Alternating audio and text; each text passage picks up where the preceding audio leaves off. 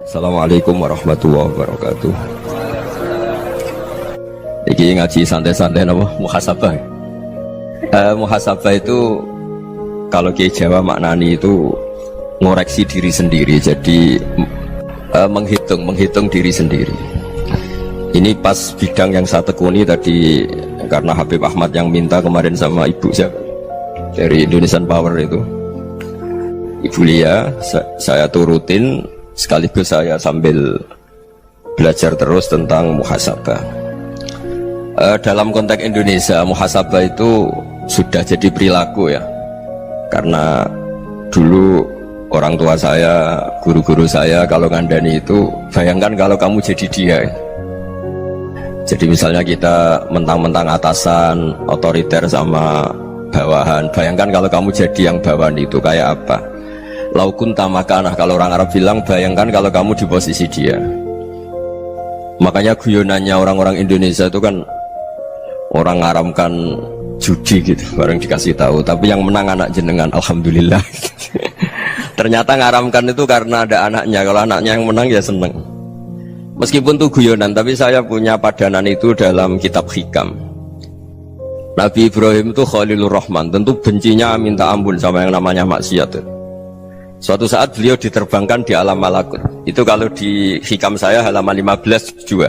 Saya masih ingat betul. Mungkin kalau Anda beda halaman karena beda cetakan.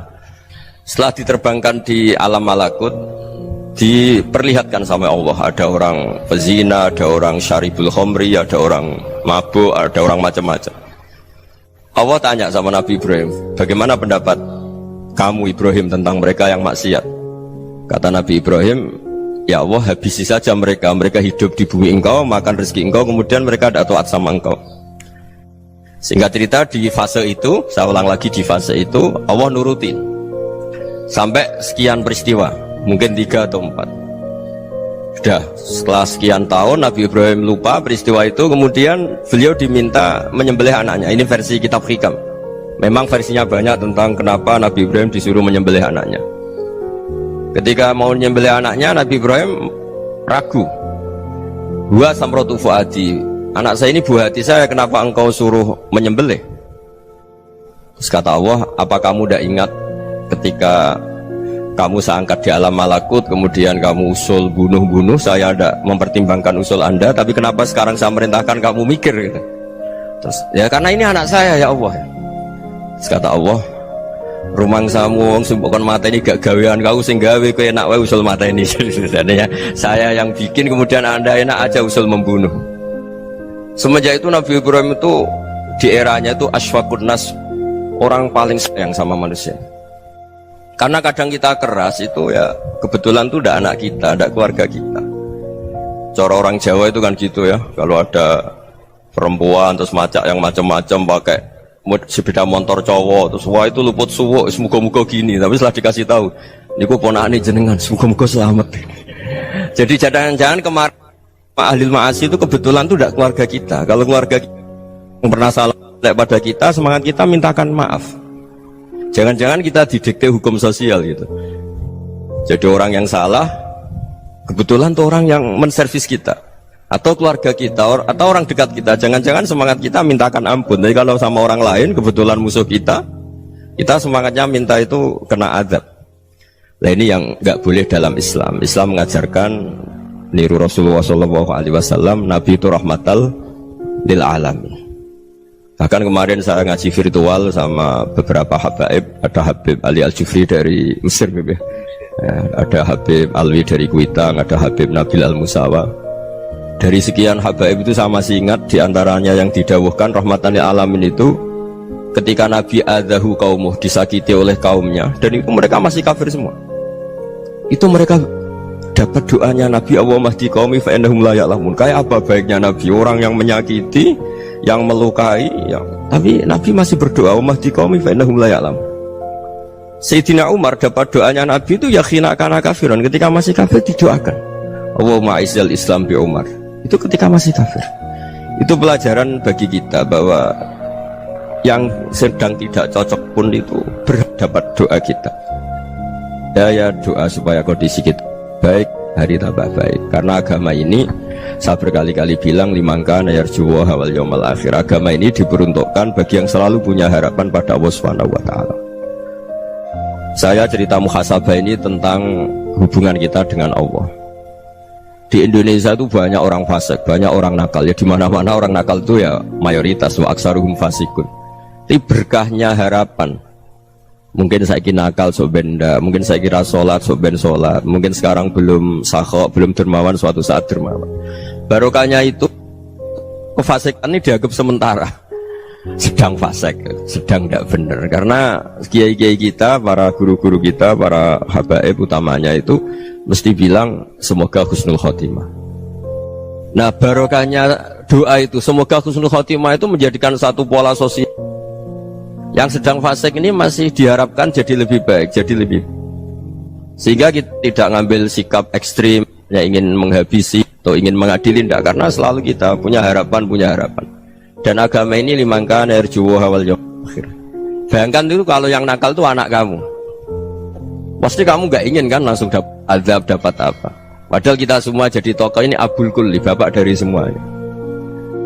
Sehingga ketika Rasulullah SAW jalan-jalan kemudian melihat perempuan sedang menyalakan api. Kalau apinya mati ditiup, anaknya dijauhkan. Nanti kalau sudah jauh dari api, anaknya digendong lagi.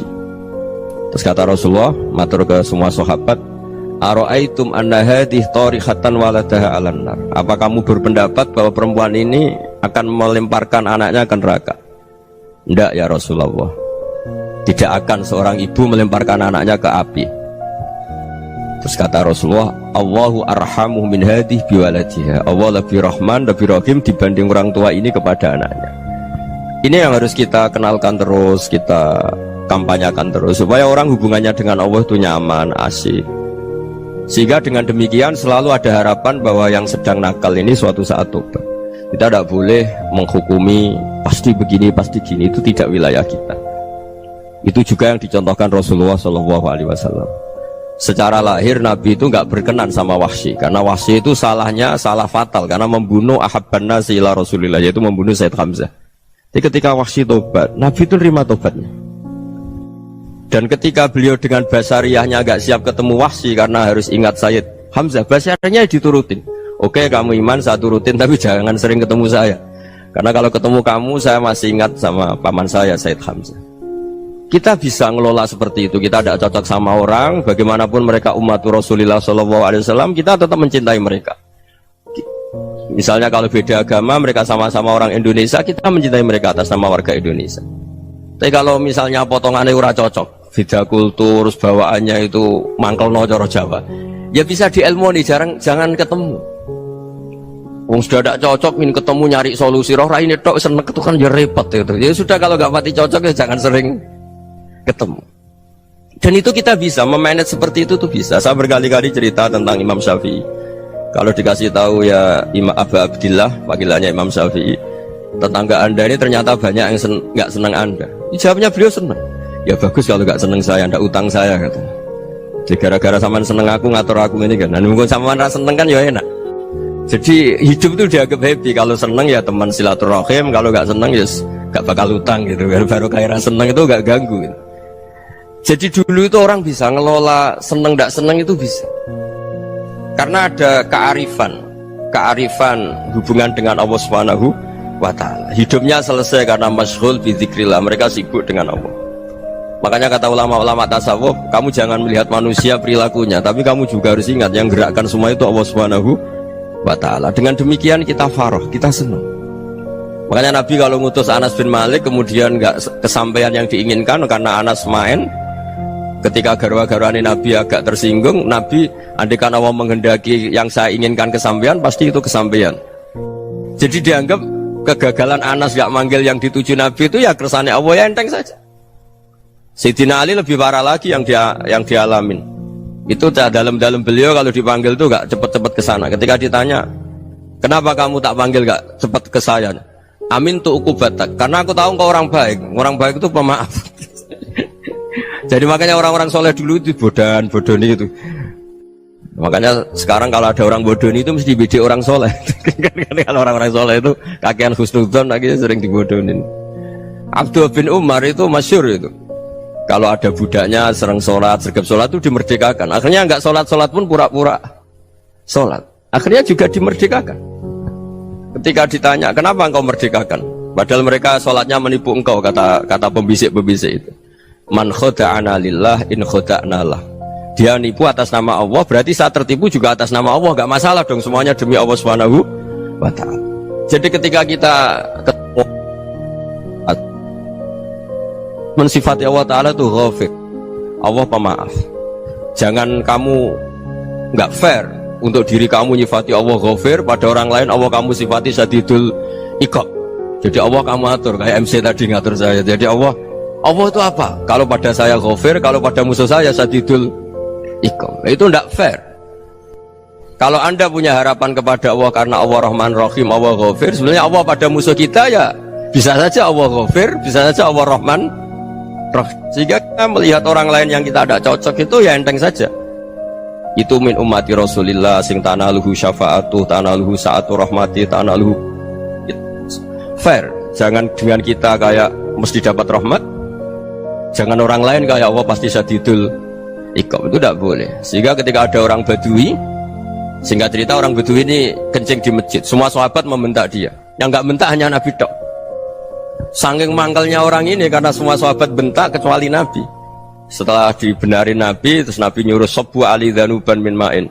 Setelah disucikan masjid itu, dia berdoa keras sekali. Allahumma arhamni wa Muhammadan wa la tarham ma'ana ahadan. Ya Allah, yang berhak dapat rahmatmu hanya saya dan Nabi Muhammad, yang lainnya jangan. Karena yang lainnya tuh jengkelin, gitu aja saya salah dimarah-marahin gitu. Jadi kalau kamu doa terbatas ya kayak orang Bedui ini, kayak orang Arabi. Apa kata Nabi? Laqad tahajjarta wasi'an. Allah yang rahmatnya luas menjadi kamu sempitkan karena kamu mau atur Allah hanya rahman pada Indonesian Power, pada NU, pada kita, yang orang lain nggak perlu dapat. Itu kan kasihan Islam, karena Islam terus nggak dimiliki semua orang.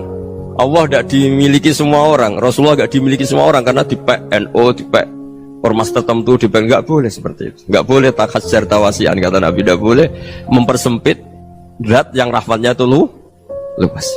Ini semoga etika ini kita pakai di Indonesia. Yang sedang fase kita harapkan lebih baik, yang sedang nggak dapat hidayah kita doakan dapat apa? Hidayah. Masyhur kan, makanya tadi saya mohon sama Habib Ali supaya Habib Ahmad supaya tetap mahalul qiyam tabaruk sama Habib Ali. Di antara doa-doa di Simtud Duror masyhur itu antuqa bilal mudhniba minnah fil ghufran wal musi'ah bil ihsan. Jadi harapannya para habaib, para orang-orang baik dulu ya, semoga yang dosa itu dimaafkan, yang sedang salah dibuka, bikin lebih baik. Nabi itu tugasnya juga gitu, wastaghfir li dzambika walil mu'minina wal mu'minat. Nabi itu tugasnya juga memintakan ampun yang sedang salah. Nah ini cobalah jadi etika kita, muhasabah kita. Jadi muhasabah itu cara berpikir kita set, kita pikir ulang. Ternyata semangatnya seorang Nabi itu wastaghfir li dzambika walil mu'minun. Semangatnya itu memintakan ampun. Orang ahli tafsir tahu semua kalau Nabi itu tidak mungkin dosa. Jadi itu khitabun lin Nabi wa urida bihi ummatu, itu khitab Nabi, tapi yang dimaksud itu umatnya, karena Nabi tidak akan mengalami dzambun, tidak akan mengalami dosa. Sekarang enggak, kadang-kadang kita ini kalau orang lain salah itu semangat. Kalau di perusahaan ada teman salah, apalagi pimpinan salah itu seneng, barokahnya salah bisa ganti kan gitu. Ya, jadi kalau mungkin di dunia tokoh juga gitu, barokahnya ada tokoh salah, kita yang jadi populer sendiri, tidak boleh seperti itu. Kita harus salimus sodri di jami'il muslimin. Jadi ini harus dilatih. Saya tadi matur sama Habib Ahmad, latihan kita jadi hidup. Nabi itu kalau resep jadi wali itu kata Nabi gampang. Kata Nabi, kalau kamu ingin disenangin Allah, ya sudah. Kalau kamu asbahta wa amseta gini-gini, perasaan kamu, kata Nabi, jangan punya perasaan ghil sama orang muslimin. Itu sudah wadzalika min sunnati. Makanya Nabi ngendikan la yablughni ahadun an ahadin syai'an. Ada yang baca la yuballighni ahadun an ahadin syai'an. Seseorang jangan melaporkan ke saya tentang salahnya yang lain. Fa inni akhruju ilaikum wa ana salimus sodri. Karena saya ingin ketemu sampean semua dalam keadaan salimus sodri, tidak punya perasaan apa-apa. Karena kalau nurutin pembisik, nurutin informasi itu ya repot, karena orang pasti sepihak. Ada kiai yang top datang ke kampung-kampung ning desa-desa, kata yang seneng itu punya akhlak. Wah itu bagus orang besar datang ke kampung-kampung. Kata yang nggak seneng, Oh itu jobnya kayak kecil kok diambil, itu kan ya kasihan itu kan sudut pandang. Makanya saya sering bilang akal kita ini cukup untuk mentasdik Rasulullah SAW. Meskipun perasaan kita kadang orang Jawa itu beda. Saya berkali-kali bilang sama peneliti dari Jogja, kenapa sih Gus para nabi itu kok poligami istrinya banyak? Nabi Dawud katanya itu berapa? Nabi Sulaiman malah jumlahnya agak terbatas ini. Nabi Muhammad itu paling sedikit. Saya tanya gini, perempuan itu orang lemah, jadi kalau nolong orang satu gimana baik, kalau nolong orang dua ya lebih baik, ya sudah kira-kira seperti itu. Paling tidak akal kita masih tahu kalau orang baik itu kan mesti baik, nolong orang satu baik, nolong orang dua ya lebih baik, nolong orang tiga lebih baik. Tapi kalau kamu orang nggak baik, satu saja kamu terlantarin, kamu miskinkan, kamu ya tinggal diukur kan. Kalau orang baik nambah baik, tapi kalau orang buruk tambah buruk. Nah itu akal kita bisa menganalisis kenapa sih nikah itu ada yang poligami, ada yang enggak. Sudah ukur saja diri kamu. Misalnya kayak saya elek keriting, rabi terus, memperbanyak wong elek, orang perilaku netok, raine dadi elek kabeh gitu. Tapi nak kowe ku ganteng, alim, ganteng, sugih, anake ganteng-ganteng, berhubung kowe saleh ahli swarga kabeh, mertua yo bangga karena karir kamu meyakinkan. Ini mertua kamu aja gak bangga mau nambah. Ipar gak bangga, mertua gak bangga, desa kamu yang kamu wayai juga gak beda dengan Nabi ketika nikah Juwairiyah itu nggak ada pernikahan sebarokah Nabi dengan Juwairiyah itu Azharu Rasulillah. Di situ habis perang banyak tawanan, gara-gara jadi besanya Nabi langsung dibebaskan semua karena Azharu Rasulillah. Sekarang besanya Kanjeng Nabi. Dulu Abu Sufyan mangkalnya bukan main sama Nabi, gara-gara putrinya dinikah terus langsung jadi.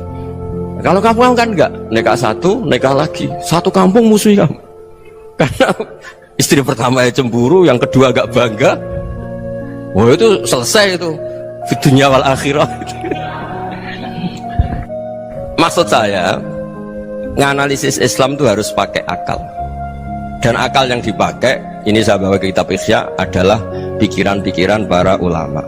Makanya ketika Imam Ghazali ketika ditanya fakaifa bi muslimin fasikin asawwaha fi jami'i amri, kalau kalian ketemu orang fasik, orang Islam tapi fasik, perilakunya nggak ada yang benar.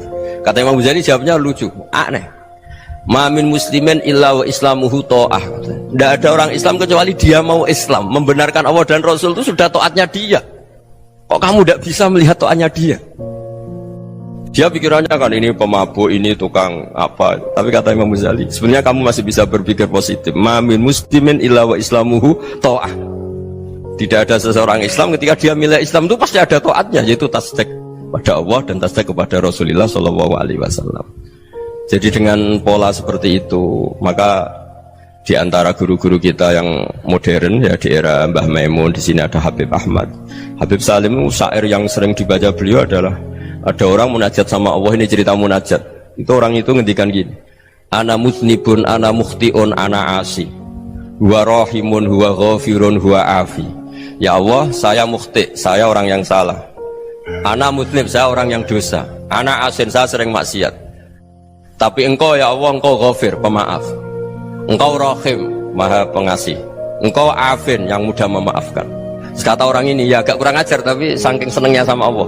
Qobal tuhunna salasatan bisalasat. Ya gini saja ya Allah, sifat engkau diadu dengan sifat saya. Engkau Tuhan, Gusti, nggak boleh kalah katanya. Terus wasatah liban ausofu ausofi, dan kau pasti pemenangnya gitu. Jadi ada orang rayu Allah dengan cara seperti itu ya ada ya. Saya ini manusia, salah saya banyak. Engkau ampunannya banyak. Engkau Tuhan, Gusti, nggak boleh ampunan Anda, ampunan engkau kalah dengan salah saya. Nggak boleh Tuhan kok kalah. Jadi untuk supaya orang punya harapan gitu. Banyak juga wali-wali yang jadab ketika datang ke makam Rasulullah SAW. Itu kalau dongo ya agak kacau sebetulnya, cara syariat agak kacau. Ya Allah, engkau punya dua pilihan. Jika engkau menjadikan saya soleh, surah habibuk, yang senang kekasihmu, yaitu Rasulullah SAW. Tapi jika engkau menjadikan saya fasik, surah adubuk, yang senang itu setan. Monggo jenengan mau menyenangkan kekasih jenengan, mau menyenangkan musuh jenengan, monggo jenengan bebas kok memilih. Mestinya Allah ya senang menyenangkan kekasihnya. Jadi ya, intinya Allah dipaksa untuk menjadikan dia orang soleh gitu. Jadi kayak kemarin itu Pak Gus siapa yang kesini itu kuliah ke sini itu sama Habib Ahmad. Saya pertama nggak mau, lama-lama Habib Ahmad. Ini gimana Gus? Orang taunya saya dekat jenengan, kalau nggak kasil saya waduh. Ini kayak doanya wali yang tadi. Nggak punya pilihan, nggak ada pilihan ini. Jadi saya mohon muhasabah itu dimulai cara berpikir. Makanya di sini sebetulnya tag ini supaya dapat barokahnya Ihya. Ini kitab yang disenangi para habaib, para ulama. Sebetulnya tag di muhasabah itu redaksinya gini ya, yang lengkap. Hasibu anfusakum qabla an tuhasabu wazinuha qabla an tuzanu wa tahayya'u lil ardil akbar. Jadi ada kata wazinu, jadi ukur. Perilaku Anda ini diukur, ditakar. Misalnya kita sebagai suami kan ya punya hal-hal yang kita tidak ideal. Corong Jawa mesti pesek, cara rezeki ya pas-pasan. Dan kita juga kalau makanya agak boleh tanya istri begini, apa saat cinta pertama Anda? Pasti Anda kecewa. Orang jadi istri hanya korban terakhir itu. Sudah. Karena orang kalau ngelamar kemana-mana gak jadi, yang jadi istri itu pasti korban terakhir itu. Jarang istri pilihan pertama, jarang. Ayo semua yang nikah. Rata-rata itu pilihan Anda pertama Pak, dari sekian ditolak di mana-mana terus. Ya perempuan terakhir. Kamu juga korban terakhir gitu. Itu wali-wali dulu kalau ngandani kita itu sederhana. Antal ini masyhur diceritakan Habib Zain bin Semit dalam kitab Al-Manhajus Sawi. Antalam tajid min nafsika kullama turid. Fa kaifa turidu min ghairika kullama turid. Kamu yang ingin ideal saja kamu tidak menemukan pada diri kamu untuk menjadi ideal. Kamu kan ingin ganteng, ingin punya uang banyak, ingin perilaku Anda sempurna. Anda saja yang punya keinginan tidak bisa mewujudkan keinginan Anda sendiri. Fakaifa turidu min ghairika ma turid.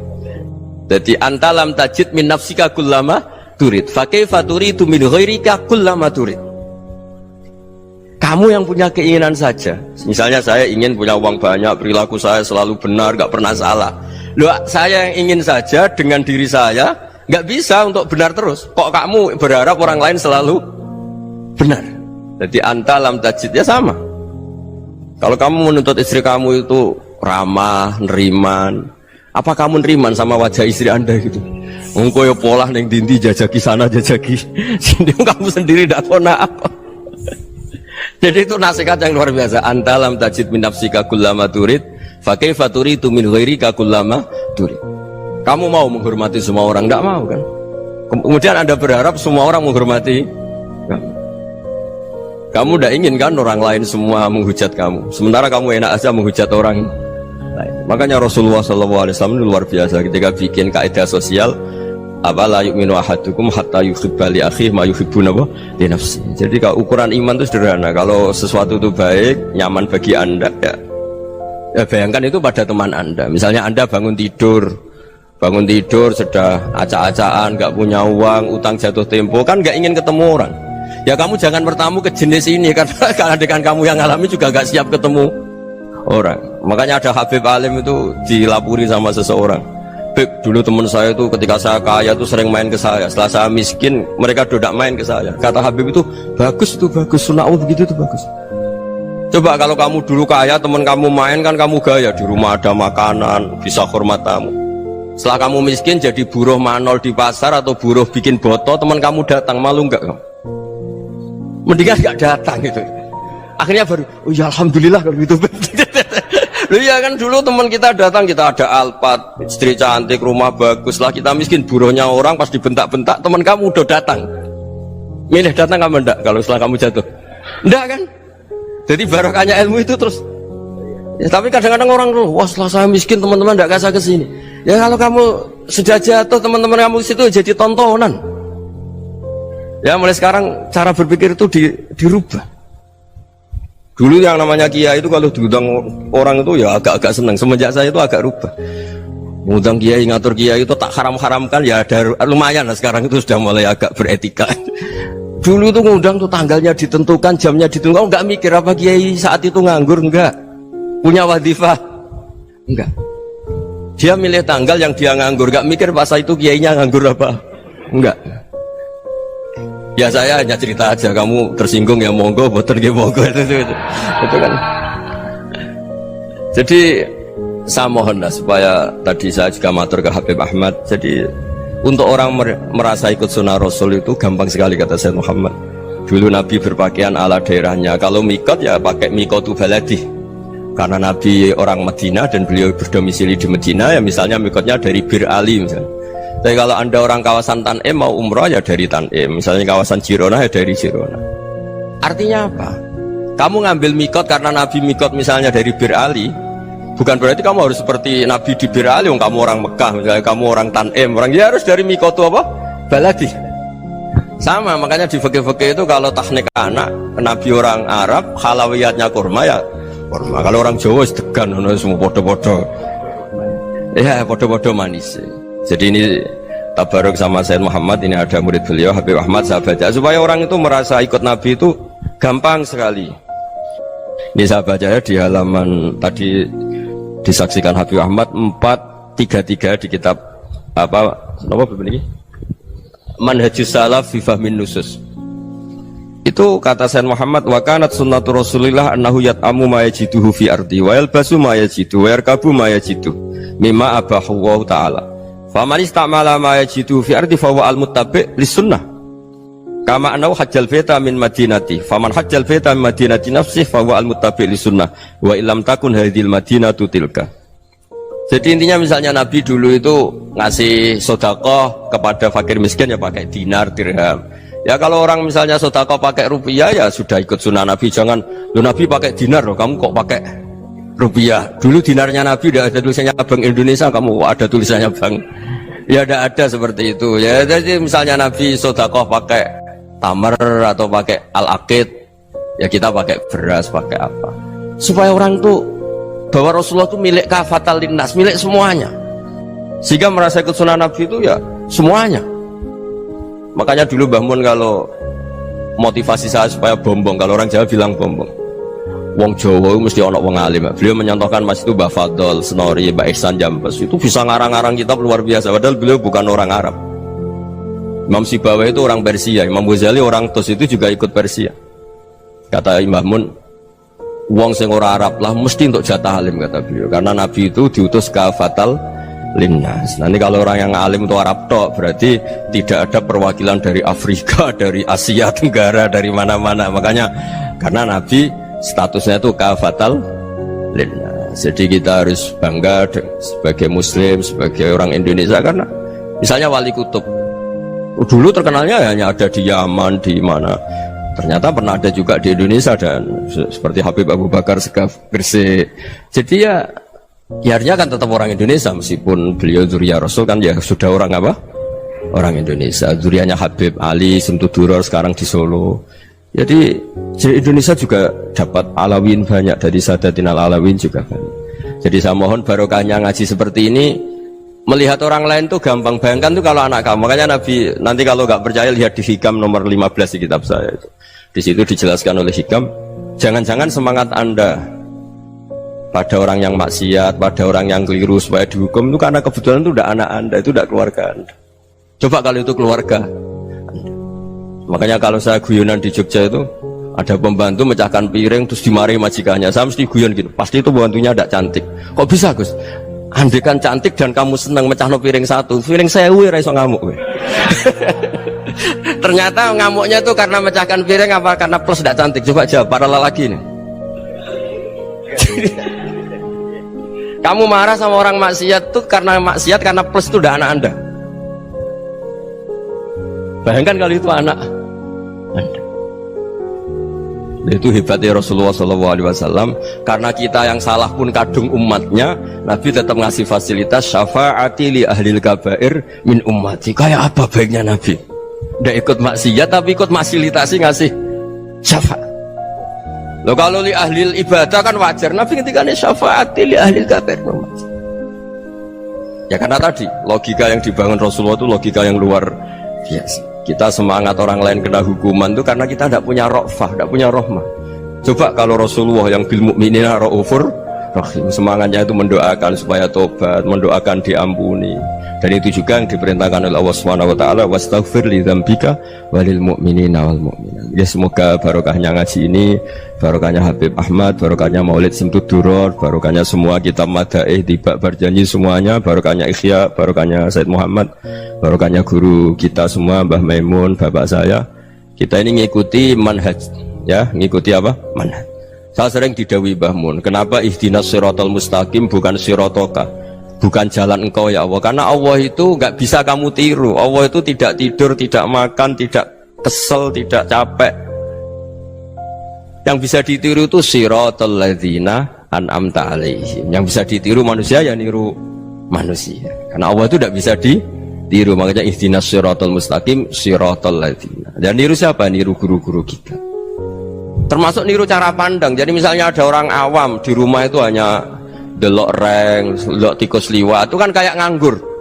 Ora tahajud malah mendelok reng. Melihatnya jangan gitu. Huwa tarokal ma'asiyah. Dia di rumahnya tidak dugem, tidak kemana-mana. Dia berarti malam itu tarkul ma'asi. Tidak nyopet, tidak garong, tidak ke tempat maksiat. Susahnya apa sih husnudzon? Jadi jangan lihat huwa tarkut tahajud, huwa tarokat tahajud, wa taroka qiyamal lail. Oke ya, namanya orang begitu ya tidak tahajud, tidak qiyamul lail. Tapi susahnya apa sih kamu bilang huwa tarokal ma'asiyah? Dia juga meninggalkan maksiat, dan tarkul maksiat itu ibadah. Supaya orang tuh gampang lah husnudzon sama orang muslim. Ini orang mukmin, orang yang luar biasa. Di mata Allah itu orang yang luar biasa. Kayak tadi Imam Ghazali, kalau saya ketemu orang muslim kemudian dia tidak pernah baik, gimana? Kata Imam Ghazali, ma'ami muslimin illa wa islamuhu ta'ah. Tidak ada orang Islam ketika dia mentasdihkan Allah dan Rasulullah, berarti dia juga punya taat. Ya ini latihan saja, sing iso nglakoni Habib Ahmad kula namung cerita mawon.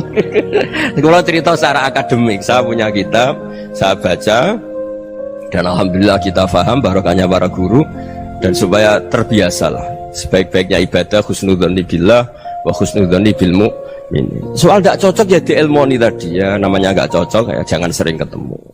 Seperti Rasulullah SAW, beliau karena sangat mencintai Said Hamzah, ketemu orang yang pernah begitu sama Said Hamzah ya beliau secara basyariah tidak siap. Tapi beliau secara cara bahasa sekarang, secara profesional, kalau beliau seorang nabi dan harus menerima tobatnya siapapun ya diterima.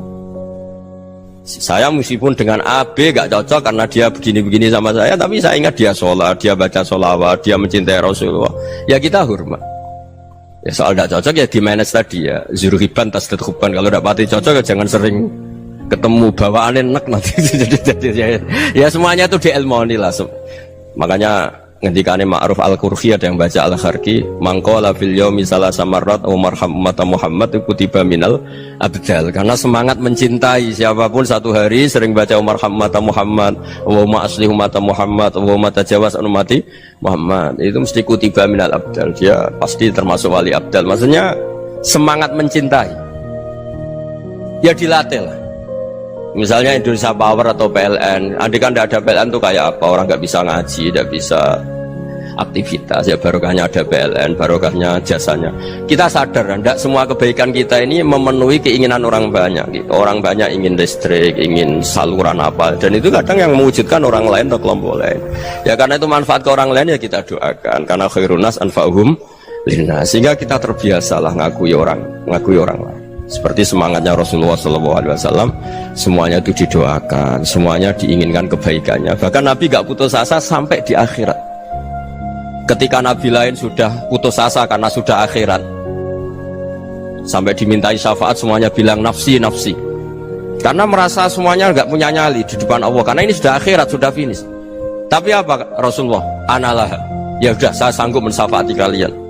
Terus kata Nabi, fa'atiyal arsya, saya mendatangi aras, fa'akhirru lahu sajidan, saya sujud, wa ahmaduhu bima hamida allamaniha rabbi. Kemudian saya tetap muji Allah dengan pujian yang terus menerus.